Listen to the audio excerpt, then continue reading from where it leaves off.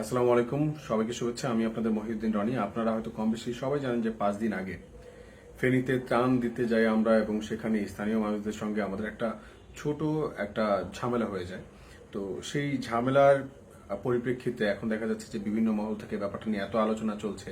আমরা যে উদ্দেশ্যে ফেনীতে গিয়েছি, যে বন্যার্ত যারা মানুষ, বন্যা কবলিত এলাকার মানুষ, তাদেরকে সহযোগিতা করা, উদ্ধার করা এবং তাদেরকে নিরাপদ আশ্রয় এনে ত্রাণ দিয়ে তাদেরকে পুনর্বাসন করা, যে এই উদ্দেশ্যটা ছিল, আমাদের মনে হচ্ছে এখন আমাদের সেই উদ্দেশ্য থেকে বেশি হাইপ পাচ্ছে বা বেশি চর্চা হচ্ছে যে সেই বিচ্ছিন্ন ঘটনাটি। তো আমার মনে হয় যে এখন সেই বিচ্ছিন্ন ঘটনা সম্বন্ধে আপনাদেরকে একটু ক্লিয়ার করা দরকার। আমরা প্রথমেই যখন ফেনীতে যাই, সেখানে গিয়ে একটা চাপা উত্তেজনা কাজ করছিল শিক্ষার্থীদের মধ্যে, এবং সেখানে অনেক রকম ক্রাইসিস চলছিল। সেই ক্রাইসিসে আমরা ইনস্ট্যান্ট গিয়ে কথা বলতে যাই জেলা প্রশাসকের কার্যালয়ে। সেখানে গিয়ে জেলা প্রশাসক মহোদয় তিনি তার যে অপারগতা সেটা প্রকাশ করেন, যে তিনি সমন্বয় ছাড়া আর কিছুই করতে পারবেন না।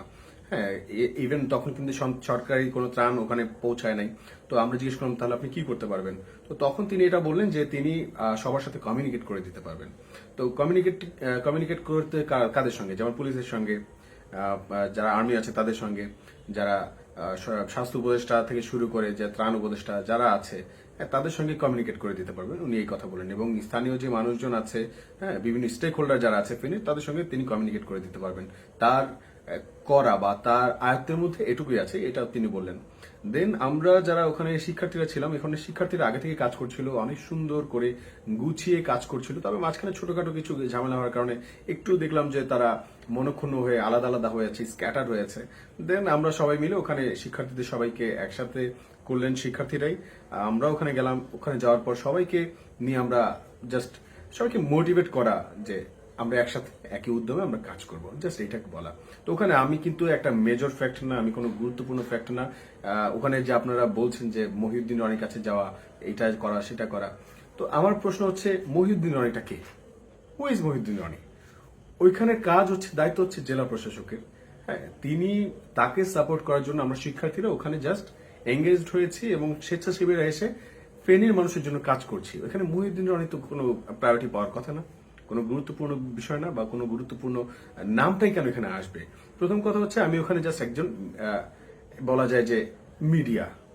যেমন আপনার ওখানে শিক্ষার্থীরা যে সিদ্ধান্ত নিচ্ছে, সেই সিদ্ধান্ত নিয়ে বা স্বেচ্ছাসেবীরা যে সিদ্ধান্ত নিচ্ছে, কোথায় কোথায় প্রবলেমস আছে, প্রবলেমস গুলো খুঁজে বের করে সেই প্রবলেমস কিভাবে সলভ করা যায়, সেই সলভ করার সাথে কার কার সাথে কোথায় কোথায় কিভাবে কমিউনিকেট করতে হবে, আমার জাস্ট সেই জায়গায় আমি আমার শিক্ষার্থী যারা ভাই বোন ছিল তাদেরকে একটু হেল্প করেছি। এই আমার আর কোনো স্পেশালি ওইরকম কোনো দায়িত্ব ছিল না। আমি ওখানকার জেলা প্রশাসক না, ওখানকার কোনো নেতা না যে আমি ওখানে মহিউদ্দিন রনি শব্দটা বেশি প্রায়োরিটি পাবে। তো আমার জায়গাটা আমি এখানে ক্লিয়ার করলাম। তারপরে যে ব্যাপারগুলো হয়েছে ওখানে আমরা যাওয়ার পর, আপনারা তো জানেন যে স্বৈরাচারকে সরাতে দীর্ঘদিন অক্লান্ত পরিশ্রম করা লাগছে। রাস্তাঘাটে সব শিক্ষার্থীরা অক্লান্ত পরিশ্রম করেছে। আমাদের ঠিকমতো ঘুম হয় নাই, ঠিক আছে, 1 ঘন্টা 2 ঘন্টা ঘুমাইছি। গত 1 মাস তো আমাদের এইভাবেই চলতেছে। তো ওখানে খাওয়া দাওয়া করতে গেলে 50 টাকার ভাত আমাদেরকে 150 টাকা 200 টাকা খাইতে হয়েছে। ওখানে আবার ধরেন মোমবাতি কিনতে যাবে কেউ, মোমবাতি বিক্রি করছে 10 টাকা, মোমবাতি 200 টাকা বিক্রি করতেছে। 1 কেস পানি 240 টাকার পানি 400 টাকা বিক্রি করা হয়েছে। তারপর হচ্ছে কি, ধরেন যেই বোটগুলো ঢাকা থেকে বা বিভিন্ন জেলা থেকে নিয়ে আসতেছিল, সেই বোটগুলো রাত্রেবেলা হচ্ছে হাইজ্যাক করে, তারপর ওইখানে কিছু অসাধু মানুষ বলা যায় যে তারা একটু সিন্ডিকেট করে সেই বোটগুলো আবার তারা নিয়ে ভাড়া দিচ্ছে 20,000 টাকা করে। তো আবার রাস্তায় মাঝখানে গাড়ি থামিয়ে সেই ত্রাণগুলো লুট করে নিয়ে গিয়ে সেগুলো আবার বিক্রি করছে, মানুষকে জিম্মি করছে, ফেনীবাসীদেরকে। তো আবার এটাও দেখেছি যে যে সকল শিক্ষার্থীরা ঢাকা থেকে বা বিভিন্ন জায়গা থেকে ত্রাণ নিয়ে আসতেছিল, তাদেরকে রাস্তায় ডাকাত বলে পিটিয়ে, তাদের মোবাইল মানি ব্যাগ এগুলো নিয়ে গিয়ে তাদের ডাকাত বলে পিটিয়ে, ঠিক আছে, ফেনী ছাড়া করেছে। এরকম অনেক ঘটনা ঘটছিল। তো খুব স্বাভাবিকভাবেই এই ব্যাপারগুলো না আমাদের মস্তিষ্কে এমন ভাবে গেঁথে গেছে যে আমরা আসলে কখনো বিশ্বাস করতে পারতেছিলাম না। আমরা আসলে ভয় পাচ্ছিলাম, যে এটা সত্য কথা, আমরা আসলে আতঙ্কগ্রস্ত ছিলাম যে কখন কিনা কেউ এসে এই এই যতটুকু ত্রাণ আসতেছে, হ্যাঁ, এটাও কিনা কেউ নিয়ে যায়, হ্যাঁ, এখানে কোনো অ্যাটাক হয় কিনা। মানে এরকম কিছু মব চলতেছিল তখন আমরা যখন ওখানে ছিলাম। তো সবাই তো ব্যাপারটা নিয়ে খুব কনসিয়াস। তার আগে যেটা হয়েছে যে যেদিন ঘটনা ঘটেছে 25 তারিখ, তার আগে 3 দিন যে ঘটনা ঘটেছে, প্রথম দিন ওখানে কিছু মানুষ আসছে, আসার পর বলতেছে যে ত্রাণ দেন, ত্রাণ লাগবে আমাদেরকে 1,000 পরিবার জন্য ত্রাণ দেন। তো আমরা বলছি যে আচ্ছা ভাই একটু অপেক্ষা করেন, আমাদের তো তো এখন এসে পৌঁছায় নেই, তো টোকেন কাটতে হবে, টোকেনটা কেটে তারপর নেন। তো তারা টোকেন কাটতে রাজি না, তাদেরকে ইনস্ট্যান্ট দিতে হবে। তখন তো আপনারা কেন এরকম করছেন, তখন শিক্ষার্থীদের সঙ্গে তখন তারা খুব উচ্চবাচ্য করলো, পারলে এখনই মার দেয়, ঠিক আছে, এরকম মানে একটা ধস্তাধস্তির ব্যাপার। প্রথম দিন গেল, দ্বিতীয় দিন যেটা হলো, তারা এসে কয়েকজন এসে হচ্ছে যে শিক্ষার্থীকে মার্ক করে ঠিক আছে, যারা একটু মানে নিষেধ করেছে, বাধা দিয়েছে, সেই সকল শিক্ষার্থীদেরকে এসে তারা মানে তুলে নিয়ে মানে মার দিতে চেয়েছে। তো এই ব্যাপারগুলো তো খুবই আমরা ভয় পেয়ে গেছিলাম, কাইন্ড অফ আসলে টেনশনে পড়ে গিয়েছিলাম। তো নিজের উপরে যদি আঘাত আসে তখন মানুষ কিন্তু অত বেশি ভয় পায় না, কিন্তু ব্যাপারটা যখন হয়ে যায় পুরো কমিউনিটি, আমরা ওখানে সবাই শিক্ষার্থীরা গিয়েছিলাম এবং স্বেচ্ছাসেবীরা ওখানে ছিল। তো স্বেচ্ছাসেবী সবাই যেহেতু ওখানে ছিল, তো তাদের ফার্স্ট প্রায়োরিটি হচ্ছে তাদের সেফটি এন্ড সিকিউরিটি এনশিওর করা। তো আমার মাথাও এই ব্যাপারটা গেঁথে গেছে যে কোনোভাবেই আমাদের যারা শিক্ষার্থী ভাই বোন ছিল তাদের গায়ে যেন কোনো প্রকার আঁচড় না লাগে।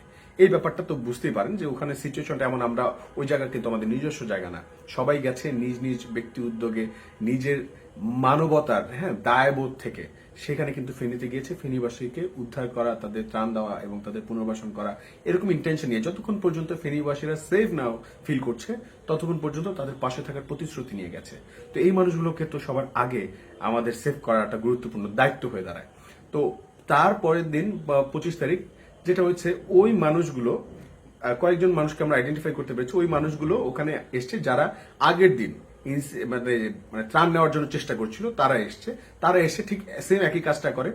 তো ওই সময় আমাদের যারা স্বেচ্ছাসেবী তারা এসে বলতেছে যে ভাই প্লিজ মাইকে একটু আপনি বলে দেন যাতে কেউ রাজনৈতিক পরিচয় এসে আমাদের কাছ থেকে মানে জোর করে ত্রাণ নিতে না পারে। হ্যাঁ, কেননা আমাদের কাছে আছে সীমিত, ধরেন আপনার কাছে আছে 300 জন পরিবারের ত্রাণ, তো আমরা ওখানে আবার ডিস্ট্রিবিউট করে দিচ্ছি। কেউ যদি হচ্ছে 100 পরিবারের জন্য চাচ্ছে, তো তা থেকে আমরা বলতেছি যে ভাই 100 তো এখন আপাতত সম্ভব না, অনেক মানুষকে দিতে হবে, আপনি 75 জনের জন্য নেন। তো এইভাবে বলে দিচ্ছি। তো তখন সে 300 জনের পরিবারের ত্রাণ আছে, তো সে যদি এসে বলে আমাকে 1000 পরিবারের জন্য ত্রাণ দাও, তো তখন তো আমাদের কাছে এটা পসিবল না। তখন তাকে বুঝিয়ে বললে, সে না বুঝলে তখন একটা ধস্তাধস্তির জায়গা তৈরি হয়। তো ওই যে স্বেচ্ছাসেবী সে এসে বলতেছে ভাই প্লিজ মাইক্রোফোনটা নিয়ে আপনি মানে মাইকটা নিয়ে আপনি একটু বলেন যে রাজনৈতিক পরিচয়ে কেউ যেন ত্রাণ নিতে না আসে, যদি কেউ সাধারণ মানুষের পরিচয়ে যদি আসে তাহলে দ্যাটস এনাফ। এই ব্যাপারটা জাস্ট আপনি একটু বলেন। মানে ওরা লিটারালি ভয় পেয়ে গেছে যে এমন একটা অবস্থা। আমিও প্যানিকড হয়ে গেছি, আমার ব্যক্তিগত জায়গা থেকে আমি আমি নিজেই বলছি, আমিও প্যানিকড হয়ে গেছি। ঘুম নাই, নাওয়া নাই, খাওয়া নাই, মাথায় শুধু মানে দেখতেছি কত মানুষের হাহাকার, আহাজারি, মানুষ কিভাবে মানুষের পরিবারকে বাঁচানোর জন্য দৌড়ে ছুটে আসতেছে একটা বোটের জন্য, একটু ত্রাণের জন্য, একটু খাবারের জন্য, কোনোভাবে ওখানে যোগাযোগ করার জন্য। ইভেন ওখানে তখন নেটওয়ার্ক পর্যন্ত নাই যে আমরা কারোর সাথে কল করে কথা বলবো যে কি অবস্থা আছে, কে আছে, কোথায় আছে, কি হালচাল। ইভেন আমরা আমাদের ওখানে যারা ফ্রেন্ডস ছিল, আমরা সেখানে গিয়ে আমরা তাদের পরিবারকে কিন্তু আমরা উদ্ধার করতে পারি নাই, তার লোকেশন কোথায়, বাসা কোথায়, এটা আমরা জানি না। এরকম অবস্থা সিচুয়েশন গেছে ওখানে আমাদের। সকল ঘটনার পিছনে না আরো অনেক রকম ঘটনা থাকে। আমরা আগের হাতে যে প্ল্যানগুলো করতাম, পরের দিন সকালে উঠতাম, দেখতাম যে সম্পূর্ণ তার ভিন্ন চিত্র। আমরা সেই স্থানে গিয়ে দেখতাম সম্পূর্ণই ভিন্ন চিত্র। তো একটা কমিউনিটি এটা শিওর থাকেন যে একটা কমিউনিটি চেয়েছে আমাদের মধ্যে একটা অভ্যন্তরীণ কোন্দল হোক। এইটার যদি এক্সাম্পল আপনাকে নিতে হয় যে ওখানে প্রাইম এশিয়া ইউনিভার্সিটির হচ্ছে গিয়ে মাফরা ছিল ওখানে, ও খুব ভালো একটা ভূমিকা রেখেছে। তারপর স্কাউটের বাসির ছিল। এদের কাছে আপনারা যদি জানতে চান দেখবেন এরা একদম পারফেক্টলি আপনার ব্যাপারগুলো এক্সপ্লেইন করতে পারবে।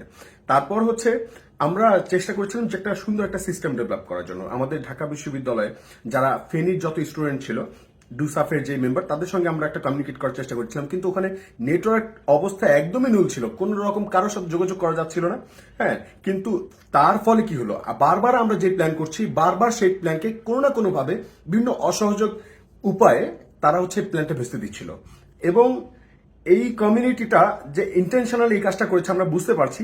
তো যাদের সঙ্গে আপনারা দেখেছেন যে বিতর্কটা হয়েছে, আমাদের কাছে মনে হয়েছে যে ওখানে তাদের সঙ্গে আমাদের একটা মিসকমিউনিকেশন হয়েছে।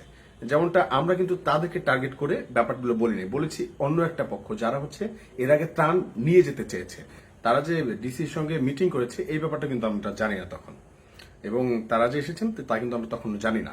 তো ওই ব্যাপারটা যদি আমাদের একটু বুঝিয়ে বলা হতো যে ব্যাপারটা আসলে এরকম, এখন যেরকম সুন্দর করে তারা বলছেন, ভাতিজা বলে সম্বোধন করছেন, তো আমরা যদি ওইভাবে যদি তারা সুন্দর করে ব্যাপারটা একটু আমাদেরকে বুঝিয়ে বলতাম, আমরা তো সবাই ছোট, আমাদেরকে একটু বুঝিয়ে বললে ব্যাপারটা ওখানে মীমাংসা হয়ে যেত।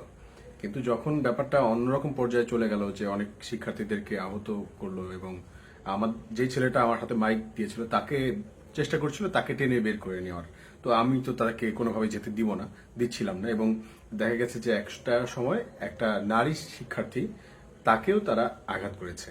তো ওই সময় আমি আসলে আমার মেজাজটা আসলে নিজের কন্ট্রোলে রাখতে পারিনি। দেন আমি ওখানে একটু রেগে যাই। এটা আমার ফল্ট, এটা ব্যক্তিগত মহিউদ্দিন রনির ফল্ট, এটা আসলে কারো দোষ না, এখানে আমি অন্য কারো দোষ দেখি না। তা আমার আরো সফট হওয়া উচিত ছিল, কিন্তু ওই যে বললাম ঠিকমতো খাওয়া হচ্ছে না, ঘুম হচ্ছে না, নিজের কন্ট্রোল আমরা নিজের মেজাজের কন্ট্রোল নিজে রাখতে পারিনি। তো তার পরবর্তীতে যেটা হয়, তারা কিন্তু ওখানে আর্মির সহযোগিতায় তারা আমাদের সঙ্গে বসে এবং মেয়েটির কাছে তারা ক্ষমা চায়, এবং ক্ষমা চাওয়ার পর মেয়েটি ক্ষমা করে দেয়। ব্যাস, ওখানে আমরা ভেবেছিলাম ব্যাপারটা মিটে গেল। কিন্তু পরবর্তীতে যে ওইটার আরো ভয়ঙ্কর রূপ নেবে, যে আমরা ওখান থেকে, আপনারা হয়তো জানেন যে আমরা তার পরের দিন রাতে আমরা ওখান থেকে আমরা শুনেছি যখন হাসনাত ভাইকে অ্যাটাক করা হলো, হাসনাত ভাই ক্রিটিক্যাল অবস্থা, এমনটা শুনে আমরা ওখান থেকে কোনোভাবে আমরা যে কয়েকজন ছিলাম আমাদের টিম নিয়ে আমরা কয়েকজন আমরা ঢাকার উদ্দেশ্যে রওনা দিলাম। তার ঠিক রাত 2টা বাজে আমরা রওনা দিলাম। ঠিক 3টা সাড়ে 3টার দিকে কয়েকজন শিক্ষার্থীকে ওখানে মেরে আহত করা হয়েছে এবং তাদেরকে হাসপাতালে নেওয়া হয়েছে। তো এই ব্যাপারটা, এই ছোট্ট একটু ভুল বোঝাবুঝির জন্য এত কিছু হয়ে গেল। তো আমাদের উদ্দেশ্য কিন্তু এটা ছিল না। উদ্দেশ্য ছিল এটুকুই যে ফেনীবাসীর যাতে কোনো রকম কষ্ট না হয়, তাদেরকে যাতে সম্পূর্ণ সুষ্ঠু বন্টন করে দেওয়া হয় ত্রাণটা, এবং তাদের পুনর্বাসন থেকে শুরু করে মানে তাদেরকে সেভ করা, যে কোনো মূল্যে তাদের জন্য যে ত্রাণটা আসতেছে সেইটা যাতে আমরা সেভ করতে পারি, সেই উদ্দেশ্যে এত কিছু হয়ে যাওয়া। আমাদের মনে হয়েছে এখানে তাদের একটা মিসআন্ডারস্ট্যান্ডিং ছিল। তো এই মিসআন্ডারস্ট্যান্ডিংটা আমি আমার জায়গা থেকে বলছি যে আমি দুঃখিত, আমি ক্ষমা প্রার্থী। আপনারা হয়তোবা আপনার বয়োজ্যেষ্ঠ, আপনারা জাস্ট বুঝিয়ে বললেও ব্যাপারটা হয়ে যেত, একটু সুন্দর করে বুঝিয়ে বললে হয়ে যেত। যেহেতু হয় নাই তো কি করার, আমি ক্ষমা চেয়ে নিচ্ছি। জেলা প্রশাসক জানতো, জেলা প্রশাসক চাইলে এই ব্যাপারটা ইজিলি ব্যাপারটা মীমাংসা করে দিতে পারতেন, যেহেতু তিনি করেননি। তা আসলে এখানে আমাদেরও বলার কি আছে? তো আমরা তো এরকম সিচুয়েশনের মধ্যে তেমন একটা পড়ি নাই। এরকম সিচুয়েশন ডিল করা বা এরকম সমস্যার সমাধান করার মতো অভিজ্ঞতা আমাদের তেমন কারো নাই। তো সেইখান থেকে আমরাই বলছি আমরা আসলে দুঃখিত। যত এলাকায় বন্যা কবলিত মানুষ আছে তাদেরকে যাতে আমরা পুনর্বাসন করতে পারি, হ্যাঁ, এই ব্যাপারটা আমাদের কনসার্নে থাকা দরকার। এবং আপনাদেরকে মাথায় রাখতে হবে যে ওখানে আমাদের মধ্যে যেটা হয়েছে এটা আসলে প্রত্যাশিত ছিল না। আমরা এখন এই মুহূর্তে আমরা যদি ভাগ হয়ে যাই বা আলাদা হয়ে যাই, এখান থেকে সুবিধা নেবে তৃতীয় পক্ষ। যেমনটা আমাদের সেদিনের ঘটনাতে সুযোগটা নিয়েছে কিন্তু তৃতীয় পক্ষ। তো সেই তৃতীয় পক্ষকে অলমোস্ট আমরা সেটা ভেরিফাই করে ফেলেছি। তো এখন এই মুহূর্তে এটুকুই বলা যে আমাদের সামনে কিন্তু আরো অনেক দুর্যোগ আসতে চলেছে, অনেক ভয়ঙ্কর দিনও হয়তো আসতে চলেছে। স্বৈরাচারী দোসররা সবাই খুব অ্যাক্টিভ। এখন আমাদেরকে যদি ভাগ করে দেওয়া হয় বা আমরা যদি ভাগ হয়ে যাই, তাহলে ফায়দাটা লুটবে স্বৈরাচারের দোসররা। তো এমনটা আমরা যাতে না হতে দিই, এটুকুই আহ্বান সবার প্রতি আমাদের থাকবে। আসলে বয়সে ছোট, অনেক ভুল ভ্রান্তি করে থাকি, কাজ করতে গেলে ভুল ভ্রান্তি হয়। এটার জন্য আপনাদের সমালোচনার দুয়ার সবসময় খোলা, এবং আপনারা সমালোচনা করবেন সেটা আমরা মাথা পেতে নিব, এই এই প্রত্যাশা আমরা রাখছি।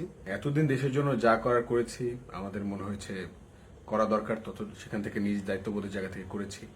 ভুল ভ্রান্তি হয়েছে অনেক, আর মানুষ তো ভুলের ঊর্ধ্বে নয়। তো সবার কাছে ক্ষমা প্রার্থী, আমার ভুল ত্রুটি হয়ে থাকলে আমি ক্ষমা চাইছি। এবং এখানে আসলে ডিফেন্ড করার মতো কিছুই নাই, আমি নিজেকে ডিফেন্ড করছি না। আমি ভুল হয়েছে যেটা, আমি জাস্ট ক্ষমা চাইছি, আমাকে ক্ষমা করে দিবেন পারলে। এবং আমাদের মনে হয় যে এখন আমরা যেহেতু শিক্ষার্থী, এখন আমাদের পড়াশোনায় মনোনিবেশ করাটা গুরুত্বপূর্ণ। তো আমরা যাতে দেশের মানব সম্পদ হিসেবে নিজেদেরকে তৈরি করতে পারি, আমরা যতক্ষণ একতাবদ্ধ থাকবো ততক্ষণ পর্যন্ত আমাদেরকে স্বৈরাচারী দোসররা কোনোভাবে আমাদেরকে ক্ষতিগ্রস্ত করতে পারবে না। এবং যখনই আমরা আলাদা হয়ে যাব তখনই তারা আমাদের মধ্যে ভাঙন তৈরি করবে এবং আমাদেরকে ক্ষতিগ্রস্ত করবে। তো সামনে আরো দুর্যোগ, আমাদেরকে আরো ভঙ্গুর পথ হয়তো পাড়ি দিতে হবে একসাথে। তো যত মনে দুঃখ ছিল এগুলো সবাই, আশা রাখি আপনারা আমাদের যারা শ্রদ্ধেয় সিনিয়র, তারা ব্যাপারটা নিজেদের অনুজ মনে করে, নিজেদের ভাতিজা যেভাবে আপনারা বলেছেন, আমি দেখেছি আপনাদের ভিডিওটা, নিজেদেরকেও মনে করে, ধরেন আপনার কোনো একটা ভাতিজা বা আপনার কোনো একটা ছোট ভাই ভুল করেছে, এটা একটু ব্যাপারটা নিজের মনে করে ক্ষমা করে দেবেন, এটুকুই প্রত্যাশা।